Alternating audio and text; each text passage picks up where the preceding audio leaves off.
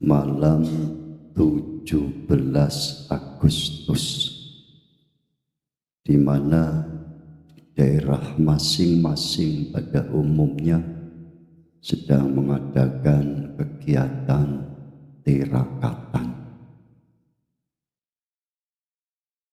Dan di sini perlu saya sampaikan sedikit tentang yang berkaitan dengan hari ulang tahun kemerdekaan bangsa Indonesia. Bangsa Indonesia itu menyatakan kemerdekaannya pada tanggal 17 Agustus 1945. Ini masih pernyataan rakyat Indonesia. Ini tertuang di dalam pembukaan Undang-Undang Dasar 1945,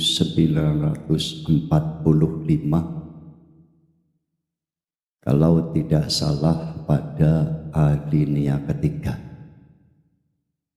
Atas berkat rahmat Allah yang Maha Kuasa dan dengan didorongkan oleh keinginan luhur supaya berkehidupan kebangsaan yang bebas, maka rakyat Indonesia menyatakan dengan ini kemerdekaannya.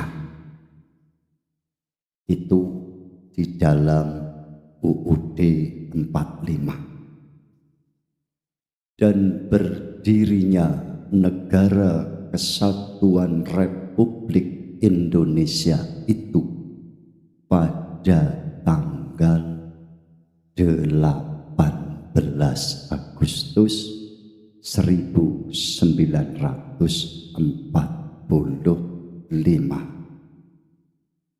Jadi bukan kemerdekaan Republik Indonesia, tapi kemerdekaan rakyat Indonesia. Karena tanggal 17 Agustus 45 itu belum didirikan Negara Kesatuan Republik Indonesia.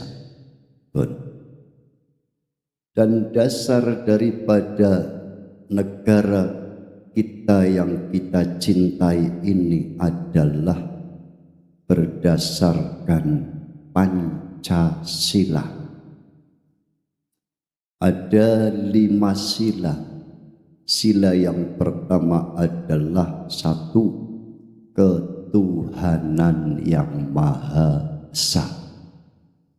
2, kemanusiaan yang adil dan beradab. 3, persatuan Indonesia. Yang keempat, kerakyatan yang dipimpin oleh hikmat kebijaksanaan dalam permusyawaratan perwakilan.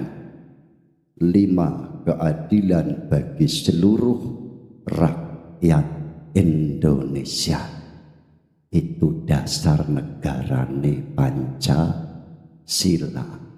Dan sila yang pertama adalah ketuhanan yang Maha Esa. Di situ tidak menyebutkan tentang agama, tidak. Tapi yang dicantumkan adalah ketuhanan yang Maha Esa. Inilah begitu tepatnya sila yang pertama disebut ketuhanan yang Maha Esa adalah tentang tauhid. Apapun agamanya, tetap ketuhanan yang Maha Esa. Karena apa? Negara kita itu adalah banyak adat, banyak budaya, kultural. Ada kultur Jawa dari suku Jawa, tanah Jawa. Ada lagi banyak suku-suku lain, pulau-pulau lain. Ada Jawa, ada Sumatera, ada Bali, ada Sulawesi, ada Kalimantan, dan lain sebagainya. Bhinneka Tunggal Ika.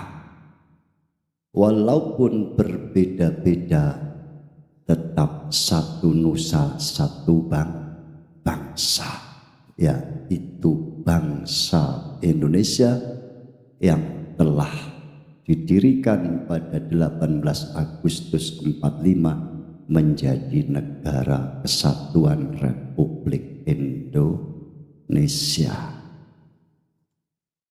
Beda kulit, beda rambut, beda bahasa, beda adat, beda suku, dan lain sebagainya. Maka sila yang pertama itu ketuhanan yang Maha Esa. Dan banyak agama-agama. Ada agama Hindu, Buddha, ada Islam, ada kepercayaan, ada kapitayan, ada budi luhur, ilmu sejati, dan lain sebagainya. Tapi semua itu berketuhanan yang Maha Esa. Hanya cara ataupun nama dari Tuhan dalam setiap agama itu, nama itu berbeda. Kalau di dalam agama Islam, di dalam Al-Quran sudah dijelaskan, innallaha wa rabbi wa rabbukum fa'buduh. Sesungguhnya Allah itu adalah Tuhanku dan Tuhanmu, maka sembahlah Allah. Dia pangerane asmane Gusti Allah.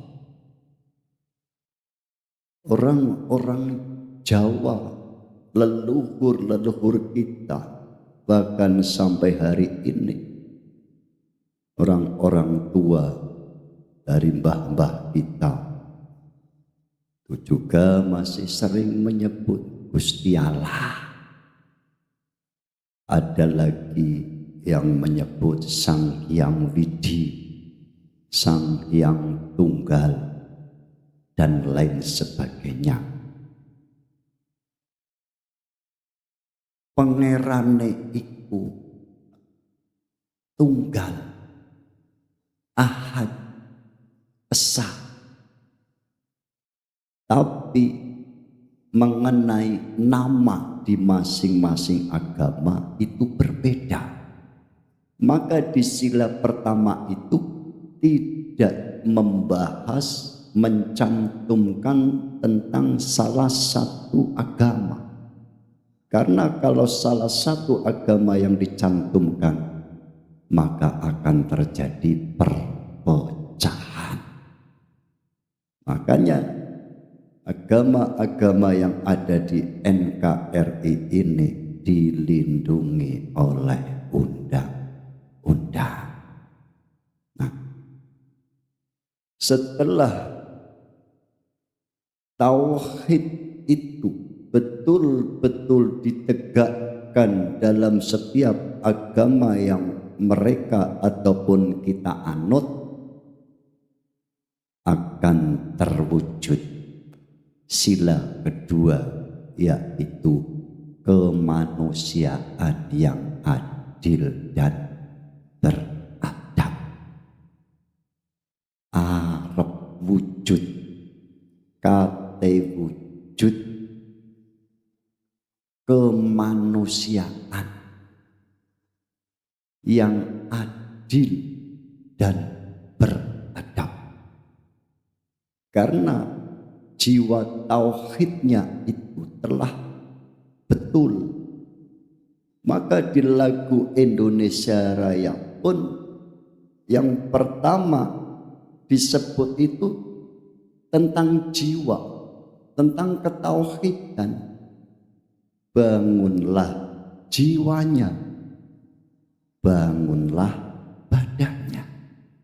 Jiwanya dulu yang dibangun, baru badannya. Kalau jiwanya baik, bertuhan, maka badannya pun akan baik. Artinya syariat masing-masing agama itu akan tegak.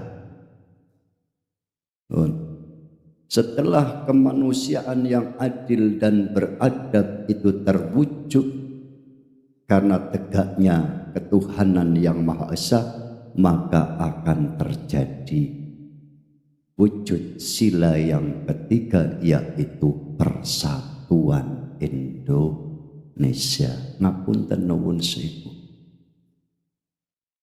Islam itu seluruh ruh yang lahir adalah fitratul Islam. Iki dawuh Kanjeng Nabi, kullu mauludin yuladu alal fitratil Islam. Tiap-tiap yang dilahirkan itu dalam keadaan fitratul Islam, kesucian Islam. Iki Islame yen agamane yo dewek-dewek. Umpama orang tuanya menganut agama Islam, biasanya anaknya juga mengikuti agama Islam. Umpama orang tuanya ngapunten Hindu ataupun Buddha dan lain sebagainya, biasanya ya anak turunannya juga akan sama seperti leluhurnya. Iki perkara njaba kabeh, perkara agama iku perkara dohir, maka hukumnya adalah syariat. Tapi yen wis perkara Islam iku kabeh iku ruh-ruh iku selamat. Fitrahnya perkara nanti kok tidak selamat, itu lain lagi.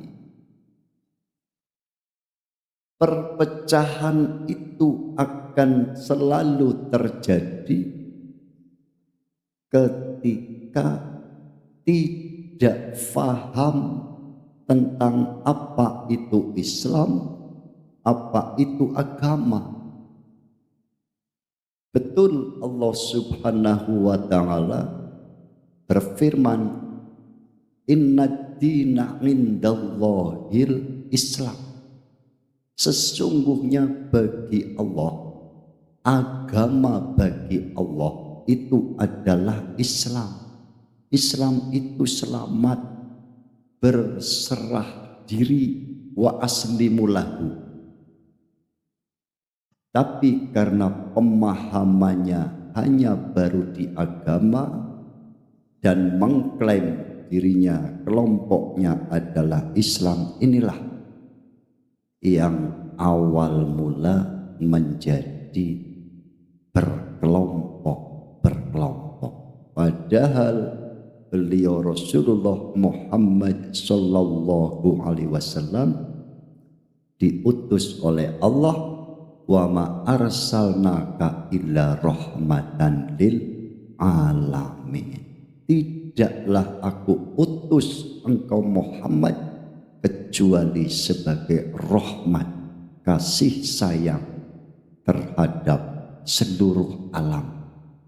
Jadi Kanjeng Nabi itu diutus oleh Allah sebagai rahmatan lil alamin, menebar kasih sayang. Walaupun berbeda agama, walaupun berbeda kepercayaan, walaupun berbeda aliran, tetap yang namanya kasih sayang itu tetap menjadi laku daripada beliau, akhlak Kanjeng Nabi Muhammad sallallahu alaihi wasallam. Utusnya adalah sebagai rahmatan lil alamin. Maka Gusti Allah pun berfirman, kana nasu ummatan wahidah. Adanya manusia itu adalah sejatinya umat yang satu. Ikulah iki yen ngangge kacamata rahmatan lil alamin. Makanya orang yang betul-betul Islam, ngapunten nuwun sewu mohon maaf, akan tumbuh hati ataupun jiwa yang penyayang, tidak membeda-bedakan dan tidak pernah memaksakan. Karena Allah pun sudah membuat angger-angger, pelanggaran, had lakum dinukum waliyadin. Agamamu yo agamamu, agamaku yo agamaku. La ikroha fiddin, tidak ada paksaan dalam beragama. Inilah makanya ketika hari ini ada satu kelompok merasa menyatakan dirinya dan kelompoknya itu adalah paling benar, maka ketika paham tentang tauhid, al-haqqu mir rabbik, yang hak itu adalah milik Tuhanmu, kebenaran itu adalah milik Tuhanmu, dudu duweku, dudu duwekmu, dudu milik Allah. Dan orang yang telah bertauhid tidak perlu untuk mencari pembenaran. Buat apa mencari pembenaran? Lah wong dheweke yo gak rumangsa bener. Gak rumangsa bener. Orang-orang yang telah mengenal Allah dalam bertauhid, bermakrifat, tidak pernah merasa dirinya itu benar. Jadi ketika disalahkan yo rapopo, ora apa-apa, tidak masalah, tidak tersinggung, tidak marah. Beda yen ngaku bener, rumangsa bener, mencari pembenaran, ketika dikritik, disalahkan, pasti gak terima dan akan tersinggung, bahkan marah. Inilah yang terjadi sekarang. Ngapunten nuwun sewu mohon maaf, ada istilah saling mengkafirkan. Kafire dhewe gak didatek no iku. Itu agama. Dan ini Islam. Lantas bagaimana dalam kita menyikapi perbedaan-perbedaan itu? Kalau kita memandang dari sudut hakikat, perbedaan itu adalah rahmat, tapi perpecahan adalah laknat. Ngaten. Sebab adanya manusia itu umat yang satu, karena nasu umat wahidah.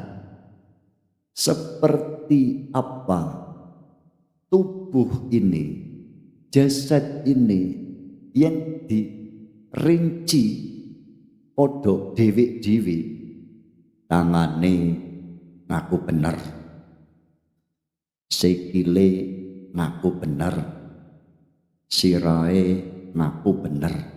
Lah sing bener sing ndi? Wong iku siji, awak siji. Yen tangan ngrasakno lara, mongko liyane ya ngrasakno lara. Salah satu anggota tubuh kita ada yang sakit, maka yang anggota tubuh lainnya pun akan merasakan. Karena satu, la iki menungso iku umat wahidah, umat yang satu. Jangan bercerai-berai. Wa'tasimu bihablillah.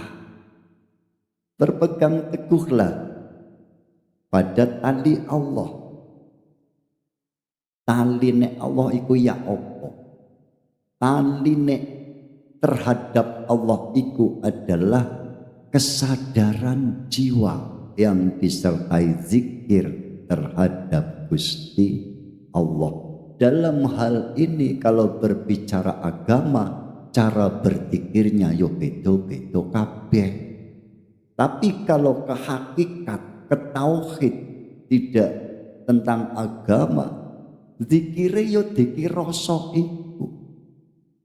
Yen rasamu wis sadar, jiwamu wis sadar, opo iya kate nyakiti wong liya sebab karena perbedaan. Ini yang saya amalkan dan contohkan. Nuwun sewu ngapunten, lebih baik saya kehilangan harta benda daripada kehilangan persaudaraan. Lemah dipek gak apa-apa, didolimi yo gak apa-apa, dirampas yo gak apa-apa, nek digawe ribut yo ribut, tukaran. Tapi sedulurane dadi pedhot. Ngaten niku. Lah iki kan oke sing gegeran goro-goro bondo, goro-goro lemah, goro-goro omah, goro-goro wis oke. Gegeran.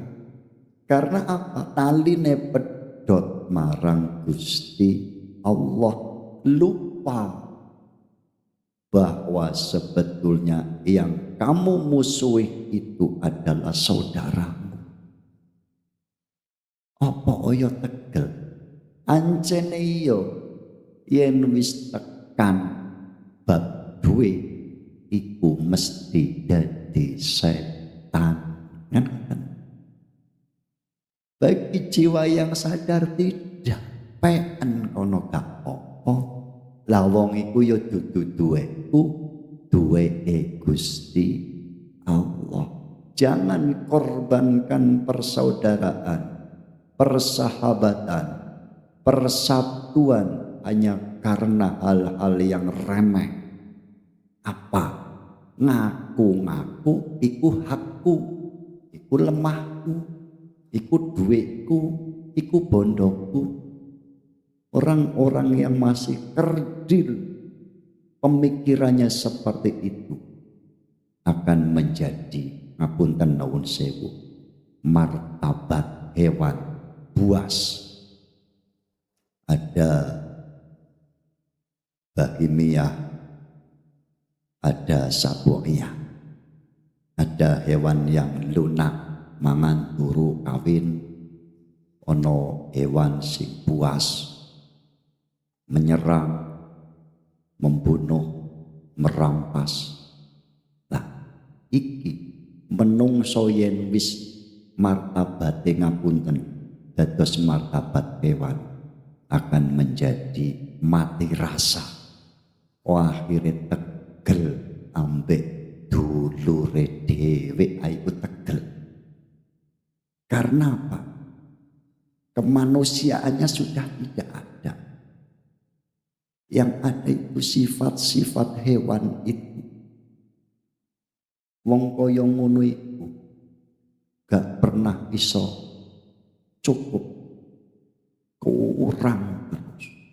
Dikae siji njaluk loro, dikae loro njaluk terus, wis wehno kabeh. Bapak selesai. Ini yang saya amalkan. Mula kula gak ndek apa-apa, Pak. Omah gak duwe, lemah gak duwe. Apa dijaluk ya enak. Sebab apa? Tujuan saya bukan membenci saudara, membenci teman, membenci sahabat. Sampai mampu-mampunya saya, semampu-mampune, sak kuat-kuate, sak iso-isone nyuwun pitulungan datang Gusti Allah untuk bisa menyayangi umat. Duwe ngapunten bahasa syariat duwe santri siji loro tak mulyakno kabeh sak iso-isone. Bahasa wong tua tak anggap anak. Wong tua duwe titik bagi marang anak, tapi wong tua susah ojo sampai anak iki krungu. Ngoten. Lah ini kalau tidak berketuhanan yang Maha Esa tidak akan bisa. Hatimu akan sempit. Ususnya cendak. Gak dowo ususnya. Dodone gak omber, gak iso legowo. Karena menuruti kepentingan hawa nafsu. Nuwun sewu ngapunten. Yang membencimu nanti pun akan mati. Yang dibenci pun akan mati. Ngapunten, umpama saya dibenci orang, ya saya bakal yuk mati, nggih. Yang membenci pun nanti mati. Yang tertinggal nilai hidup. Mula kula pesen gawe bagus maring sapa wae. Walaupun tidak dianggap bagus. Maten. Tidak terikat oleh makhluk.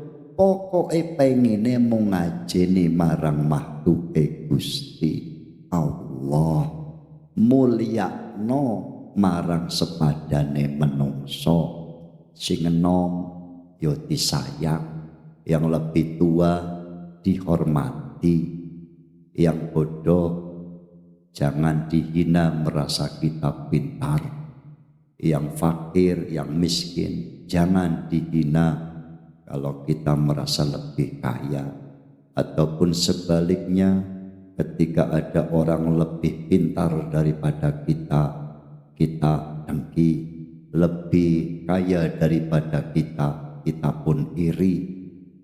Iku yen diterus-terusno, uripmu iku gak ono nilai baguse mung kuwe Gusti. Allah. Wisa uculono iku dudu sejatine awakmu, dudu ngono. Ruhmu iku kenal baik dengan Allah. Kesadaranmu itu tinggi. Mula yen wong sitok ae iso sadar, sitok ae gak usah loro, gak usah telu. Orang-orang di sekitar akan makmur, keluarganya makmur, tenaganya tetangganya juga ikut merasakan kebaikan itu. Iku loh. Tapi itu semua dihancurkan oleh hawa nafsu kita. Karena apa? Tadi itu ada ego, merasa diri ataupun kelompoknya paling benar. Kalau seseorang sudah merasa paling benar, maka yang lain di matanya adalah salah. Seperti itu. Karena apa? Kecenderungan untuk membenci itu tinggi. Oh, kembali lagi. Dengan tadi yang saya sampaikan, sadar, tidak sadar, diri kita setiap hari, setiap waktu, setiap saat itu ditunggu oleh Allah. Yaitu diajak kembali datang Gusti Allah. Ketika waktu telah habis, yang disebut ajal. Walikulli ummatin ajal, fa idza jaa ajaluhum la yastakhiruna sa'ah wa la yastaqdimun. Dan tiap-tiap umat itu memiliki batas waktu yang disebut ajal. Dan ketika batas waktu yang disebut ajal itu telah tiba, maka tidak akan bisa lagi untuk diundur walaupun sesaat, dan tidak juga bisa diajukan walaupun sesaat. Sampun kasat. Sudah terlambat. Apa terlambatnya? Tidak cepat-cepat kembali kepada Gusti Allah. Iki lo disadari. Mate ambek lungguh ya iso. Pas ngadeg ya kena. Pas melaku ya iso wae. Gak nunggu meriang, gak nunggu sakit, gak nunggu tuwek. Kapan saja bisa. Batas waktu itu akan datang. Ketika datang tidak akan bisa diundur dan diajukan walaupun sesaat. Sebelum batas waktu itu tiba, bersegeralah, temui Allah, kembalilah kepada Gusti Allah. Saestu niki kula aturake, mula kula sering menyampaikan, ojo matek dhisik yen durung ketemu ambek Gusti Allah. Temui Allah itu. Jangan mau digelincirkan oleh hawa nafsumu itu. Goleki apa sih urip iku? Goleki perkara sing gak ono. Lah iya, golek duit, nuwun sewu ngapunten. Pagi dapat, sore habis. Sore dapat, pagi lenyap. Bahkan kita makan hari ini, besok pagi wis buang untuk WC.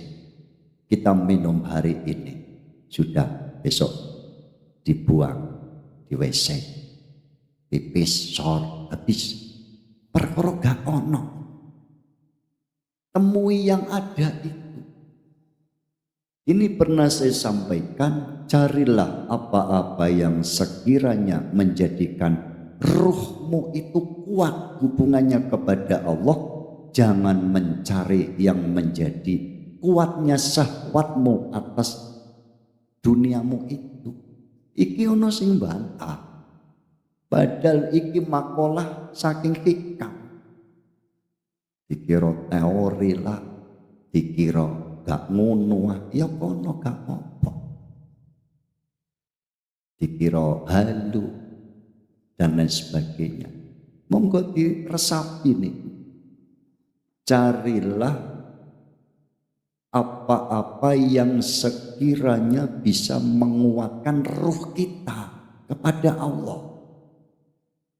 Ojo goleki sing nguatno awak jasad iki wis ditanggung teng Gusti Allah.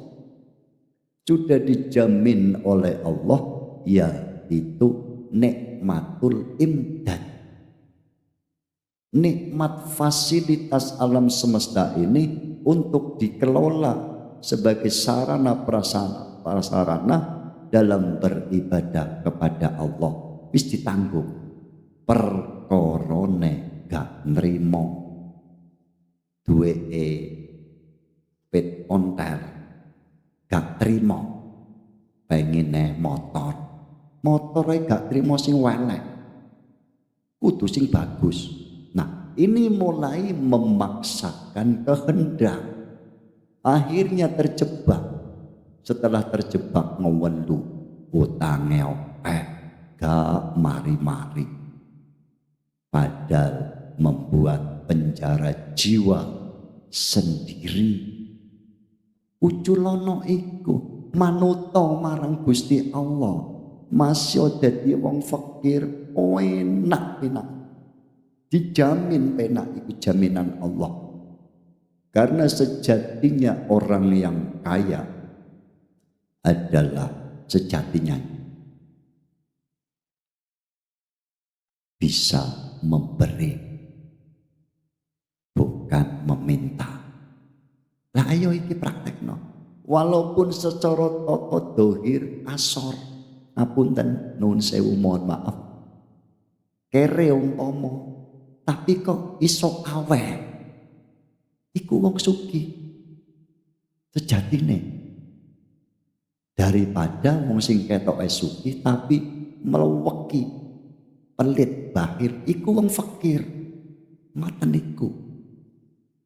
Lah mula apa? Kalau dikembalikan lagi kepada yang pokok, sing sugih iku namung Gusti Allah.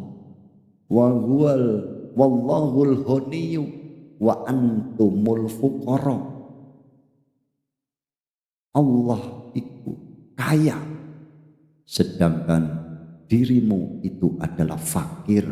Nah, ketika kita sadar akan kedudukan kita itu fakir dan mengakui, sadar bahwa yang kaya itu Allah, maka si fakir ini berhak mendapatkan pemberian Allah. Yen Allah sing wis aweh gak bakal kurang. Tapi yen awak mung golek dhewe mesti kurang terus. Iku lho. Yen kepengin dadi wong cukup, bahasane ngoten nggih. Dadi wong cukup, sadaro kedudukan kita itu fakir. Sing sugih iku Allah. Maka wong fakir berhak mendapatkan sodako. Yang mensodako itu Allah sendiri. Ngaten, Allah dewe. Apa sing dadi keperluanmu? Allah ero. Nuwun sewu ngapunten, masuk gak atik nyangkem. Gusti Allah pirsa. Iki lho, kewulaku gek mbutuhno iki ndek kebutuhan iki eruh Gusti Allah iku. Yo mesti dikei dibantu, bahasane dibantu iku disodakoi. Karena apa? Sodakoh itu berhak atas orang-orang yang fakir. Maka ketika ada seorang hamba merasa dirinya kaya, berarti mengadakan persekutuan dengan Allah yang Maha Kaya. Ya ora oleh jatah, ora oleh jatah. Mula oke wong sugih sing semugi iku ngewendu uripe. Yen iki gak wani kita sadar dalam kedudukan kita yang fakir, mongko akan fakir terus. Contoh lagi, kita itu sudah diberi dua nikmat, nikmatul ijad, nikmatul imdad. Nikmat diwujudkan dan nikmat bantuan. Ini dari kewujudan kita yang tidak ada terus diwujudkan oleh yang wujud, difasilitasi alam semesta untuk dikelola menjadi nikmatul imdad. Dan ada dua nikmat lagi dalam ibadah. Apa? Ini yang dimaksud sirotol ladina an'amta alaihim, jalan yang telah engkau beri nikmat. Apa? Ini orang-orang yang selamat dari bahasa syariat wat sirotol mustaqim adalah jalan orang-orang yang telah Allah beri nikmat. Satu, nikmat diperjalankan, bisa bertaat secara syariat. Itu kenikmatan. Sampai Imam Sadzali, Syekh Sadzali, mursidul mursidin toreko sadilya niku damel makalah. Sebab wonten pertanyaannya, ada orang ahli ibadah, ahli sujud, di situ punya pertanyaan, ya sujud ngene, yo yen diterima, yen gak. Ngeten, padahal itu bisikan setan, bisikan iblis. Mosok Gusti Allah gak ngergani ya marang wong ibadah, wong sujud. Lajeng kados pundi pemahamane niki? Hebat sekali Imam Sadzali niki. Awakmu iku ditakdir dikersakne sujud iku luar biasa. Gak usah urusan diterima kok gak. Wong ditakdir dadi wong sing sujud iku wis bagus. Ngoten, niku nikmat ibadah. Yang kedua adalah nikmat makrifat. Itu kenikmatan. Awake iso ibadah secara syariat didasari kanthi kesadaran makrifat. Berarti loro-lorone wis dikekno dening Gusti Allah, nikmat bisa taat dan nikmat makrifat. Lah kok ijik ngeragas, njaluk opah, njaluk bayaran swarga iku lho. Iku piye? Ngibadah iku dudu kerja dulur, dudu kerja tapi ngewulo. Ibadah itu bukan kerja tapi mengabdi. Adanallah wa iyyakum wal afa minkum. Assalamualaikum warahmatullahi wabarakatuh.